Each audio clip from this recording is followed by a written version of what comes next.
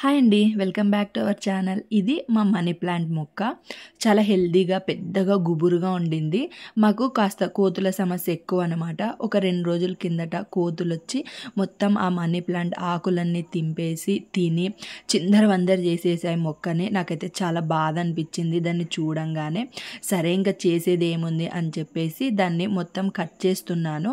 దానికి రీగ్రోత్ అవ్వడానికి కూడా హెల్ప్ అవుతుంది. అలాగే కాస్త ఇంట్లో కూడా నేను డెకరేషన్ లాగా పెట్టుకుందాము అని చెప్పి మొత్తం కట్ చేస్తున్నాను. ఇలాగైతే నేను చాలామంది ఫ్రీ టైం దొరికినప్పుడు ఏం చేయాలో అర్థం కాదు, కానీ కొంతమంది గార్డెనింగ్ అంటే చాలా ప్యాషన్ ఉంటుంది కదా. నేను కూడా అందులో ఒకరనమాట. నేను ఏదైనా కాస్త ఫ్రీ టైం దొరికింది అంటే మాత్రం వాళ్ళతో వీళ్ళతో కబుర్లు చెప్పకుండా, ఆ టైం వేస్ట్ చేసుకోకుండా కాస్త మొక్కలకి ఏదైనా ఫర్టిలైజర్స్ ప్రిపేర్ చేసుకోవడము, లేదంటే కొత్త మొక్కలు ఉంటే నాటుకోవడము, వాటిని అక్కడ ఇక్కడ కాస్త అడ్జస్ట్ చేసుకోవడము, అలా చేస్తూ టైంపాస్ చేస్తూ ఉంటాను అనమాట. యాక్చువల్గా నాకు ఎక్కువ టైం ఉండదు, షాప్కి వెళ్తుంటాను కాబట్టి, కానీ కాస్త టైం దొరికినా దాన్ని ఇలా యూస్ చేస్తూ ఉంటాను. ఇప్పుడు కాస్త ఫ్రీ టైం ఉంది, అందుకే దీన్ని అంతా క్లీన్ చేసుకుంటున్నాను. ఇలా మొత్తం అంతా కట్ చేసేసి కింద మొత్తం దాన్ని మట్టి లూజ్ చేస్తున్నాను అనమాట. యాక్చువల్గా నేను ఏం చేస్తానంటే దానివే ఆకులు అన్నీ ఎండిపోయినవి, పండు మాగిన ఆకులు అన్నీ ఉంటే కింద దాంట్లో మట్టిలోనే వేసేస్తుంటాను. ఎందుకంటే కంపోస్ట్ లాగా ప్రిపేర్ అయ్యి చెట్టు గ్రోత్ అవ్వడానికి హెల్ప్ అవుతుంది అని చెప్పేసి అలా తీస్తూ ఉంటాను. ఇక్కడ ఒక డ్రాగన్ మొక్క కూడా ఉందన్నమాట. ఇంతకుముందు సీడ్స్ వేసింటే వచ్చింది, దాన్ని ఎందుకులే తీయడం అని అలాగే పెట్టిన. కాస్త పెద్దగా అయిన తర్వాత వేరే పార్ట్లోకి అయితే షిఫ్ట్ చేద్దామని ఇలా మట్టి అంతా లూజ్ చేసి మళ్ళీ ఆ కంపోస్ట్ అందులోకే వేసేసాను, మట్టిలో కలిసిపోతుంది అని చెప్పేసి. ఇలా కట్ చేసుకొని బాగా నీట్గా అయితే కట్టేసాను దాన్ని. ఇలాంటి పనులు చేసినప్పుడు మనసుకి చాలా హ్యాపీగాను ప్రశాంతంగా ఉంటుంది కదా. మనకి ఎన్ని సమస్యలున్నా ఎన్ని ఇబ్బందులున్నా ఒక్కొక్కసారి ఇలా పనుల్లో పడి ఆ గ్రీనరీ అవన్నీ చూస్తూ మనసుకు ప్రశాంతంగా ఉంటుంది. అన్ని సమస్యలు మర్చిపోతూ హ్యాపీగాను ఉంటాము. నేను ఈ ఎక్స్ట్రా బ్రాంచెస్ అన్ని నీట్గా కట్ చేసుకుంటున్నాను. కాస్త కిచెన్లో ఒక డెకరేషన్ లాగా చేసుకుందాము అని చెప్పేసి ఇలా కట్ చేసి, ఎక్స్ట్రా రూట్స్ వస్తాయి కదా మనీ ప్లాంట్కి ఎక్కువగా, ఆ రూట్స్ అన్నీ కూడా నీట్గా కట్ చేసి డివైడ్ చేస్తున్నాను. ఇది అంతా ఒక తాడు కట్టి వైర్ కట్టి అల్లిచ్చాను అనమాట. ఈసారి అలా కాకుండా హుక్స్ వస్తాయి కదా, మీషోలో తెప్పిద్దాం అనుకుంటున్నాను. ఆ హుక్స్ గోడకి స్టిక్ చేస్తే కనుక బాగా నీట్గా మనకి ఎలా కావాలంటే అలా, క్రీపర్ కాబట్టి ఇది అలా పాకుతుంది అని చెప్పేసి ఈసారి అయితే అలా చేద్దాం అనుకున్నాను. సరే అని చెప్పేసి మొత్తం కట్ చేసి ఇలాగైతే ఏ బ్రాంచ్కి ఆ బ్రాంచ్ డివైడ్ చేసుకుంటున్నాను.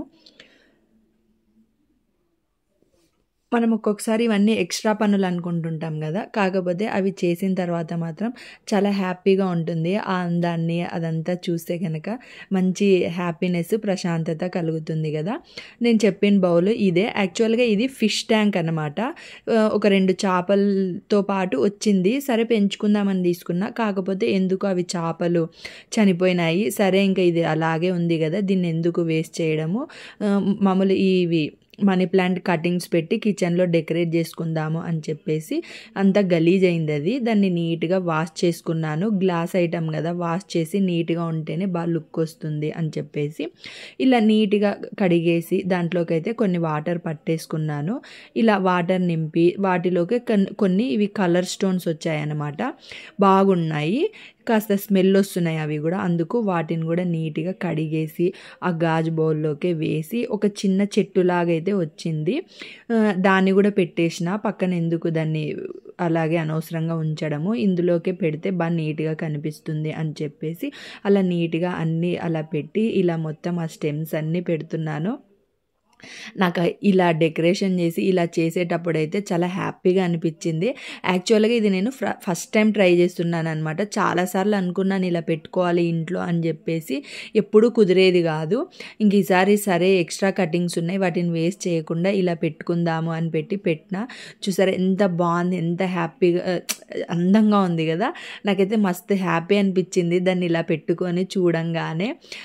నిజంగానే ఇలాంటి పనులు చేయడంలో ఉండే సాటిస్ఫాక్షన్ సాటిస్ఫాక్షనే వేరు కదా.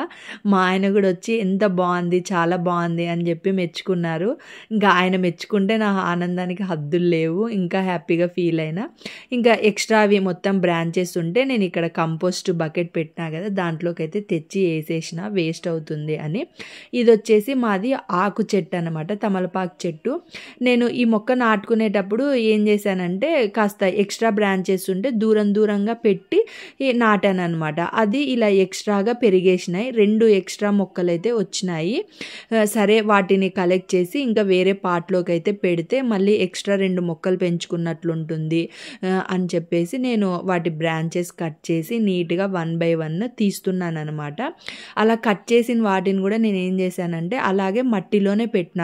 ఒక్కొక్కసారి బ్రతుకుతాయి అనమాట. నేను ఇంతకుముందు ఒకసారి అలాగే చేసింటే బ్రతికినాయి. అందుకు వాటిని అలాగే మట్టిలోనే కుచ్చేస్తున్నాను. ఇలా మీకు చూపిస్తున్నాను కదా, సేమ్ అలాగే పెట్టేసినాను అనమాట. ఇవి చూడండి రూట్స్తో పాటు ఎంత బాగా పెరిగినాయి పక్కన.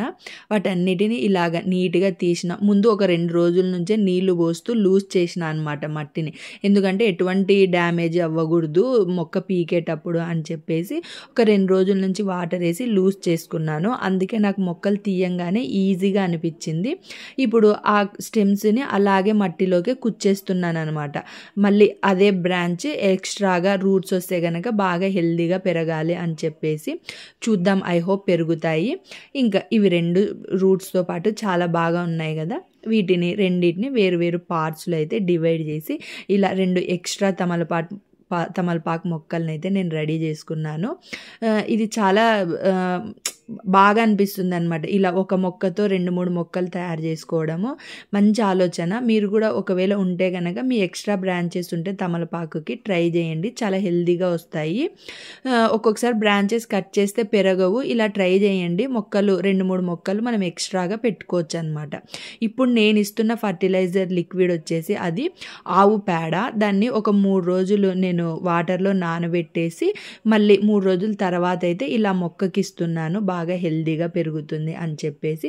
అలాగే కాస్త చిన్న కటింగ్స్ అవన్నీ ఉంటే కట్ చేసుకొని నా గార్డెనింగ్ పనులు అయితే కంప్లీట్ చేసుకున్నాను. వీడియో నచ్చితే సబ్స్క్రైబ్.